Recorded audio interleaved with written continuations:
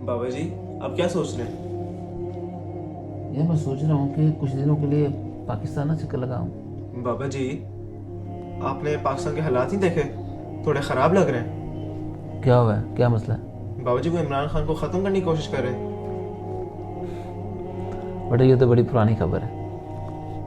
इमरान खान एक आम इंसान नहीं है, वो एक फिनोमेना है।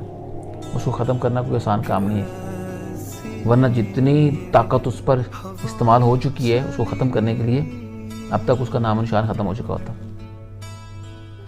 ये याद रखना। और जितना उसका ईमान है ना ज़िंदगी और मौत पर, उतना शायद किसी नाम निहाद आलम का भी नहीं होगा। उसको पता है कि जो वक्त लिखा हुआ है उससे पहले कुछ भी हो जाए तो कुछ भी नहीं होगा। और जब वक्त आ गया है, चाहे सारी दुनिया भी उसको बचाने आ जाएगी, उसको बचा नहीं सकेगी। लेकिन बाबा जी, जो लोग उसको नुकसान पहुंचाना चाहते हैं वो भी तो उसी मुल्क के हैं। वो क्यों नहीं ऐसा सोचते?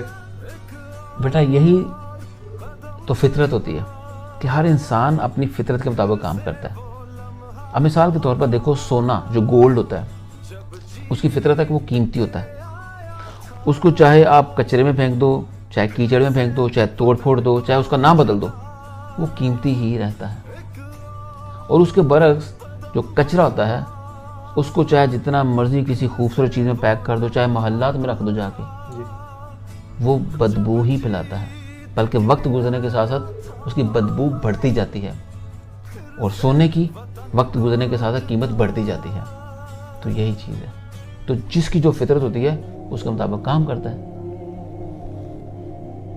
लेकिन बाबा जी, इसका हल क्या है? बेटा सबसे बेहतरीन हल हर चीज़ का ये होता है कि उसको उसकी फितरत के मुताबिक रखा जाए। और फितरत क्या है? सबको मिलके, पूरी कौम को मिलके ये पहचानना कि क्या कचरा है और क्या कीमती है।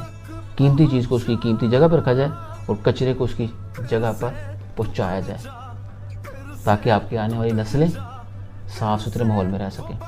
और ये करने के लिए यकीनन आपके हाथ भी गंदे हो सकते हैं और उसके बाद आप साबुन से धो भी सकते हैं, क्योंकि नो पेन नो गेन।